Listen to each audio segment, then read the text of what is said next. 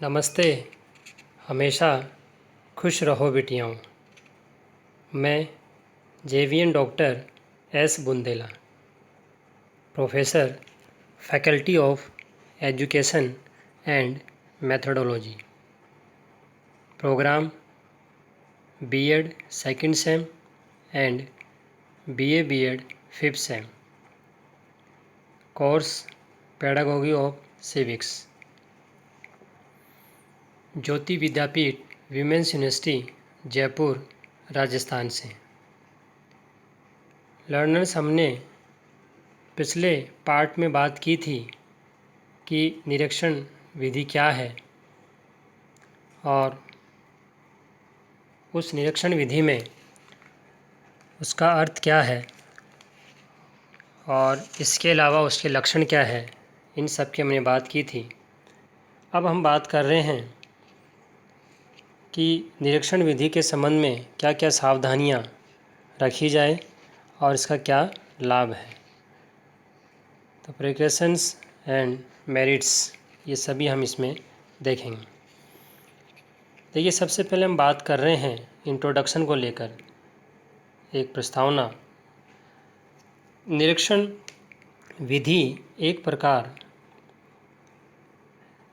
है शिक्षण विधि का, यह हमने पिछले भाग में जाना भी, और यह विधि विद्यार्थी को स्वयं कार्य करने के लिए कहीं न कहीं अवसर प्रदान करती है। इसके द्वारा अध्ययन करने के दौरान सावधानियां रखनी होती हैं।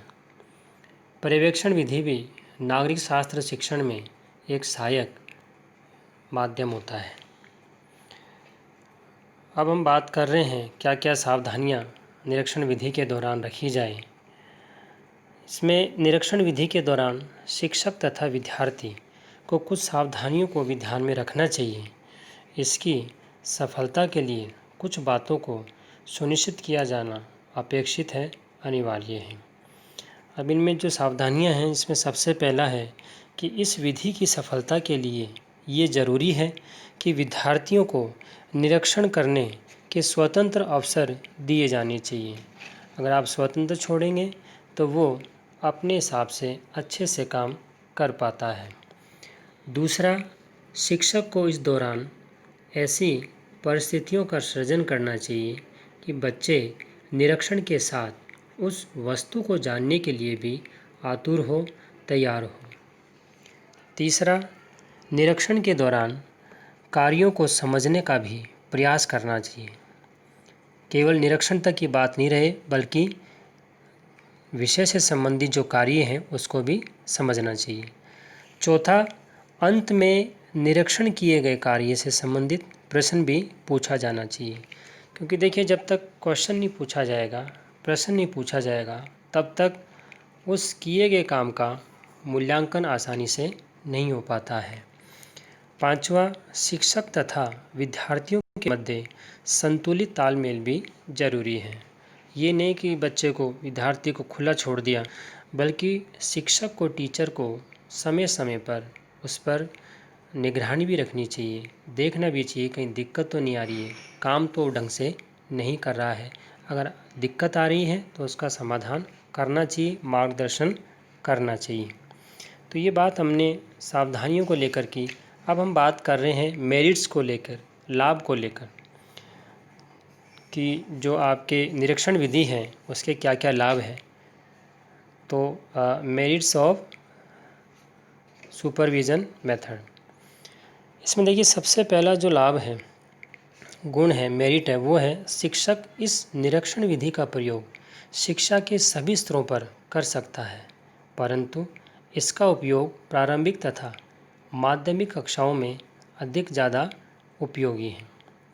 इस स्तर पर विद्यार्थियों को सामाजिक संस्थाओं तथा स्थितियों का ज्ञान प्राप्त हो पाता है, जो कि आगे जाके बहुत मदद करता है। दूसरा, इस विधि के प्रयोग से विद्यार्थी निरीक्षण तथा पूर्वावलोकन करके वस्तुनिष्ठ ज्ञान प्राप्त करता है। तीसरा, इसके विद्यार्थियों को पुस्तक तथा व्याख्यान के आधार का सिद्धांत कम समझ में आते हैं। तीसरा हो गया। चौथा है, नागरिक शास्त्र का यह कर्तव्य है कि अपने विद्यार्थियों को सामाजिक संस्थाओं तथा समुदायों का अवलोकन कराया जाए और इन्हें दिखाने से पूर्व इसका निरीक्षण भी किया जाना जरूरी है। ये स्पेशल डिजिटल सेशन वर्जन 2.0 ज्योति विद्यापीठ महिला विश्वविद्यालय जयपुर द्वारा तैयार किया गया है। मैं ये आशा करता हूँ कि आप मेरे डिजिटल सेशन से खुशी होंगे। अगर आपकी कोई क्वेरी है तो कमेंट बॉक्स में ज़रूर लिखें, मैं इसे हल करने की ज़रूर कोशिश करूँगा। धन्यवाद।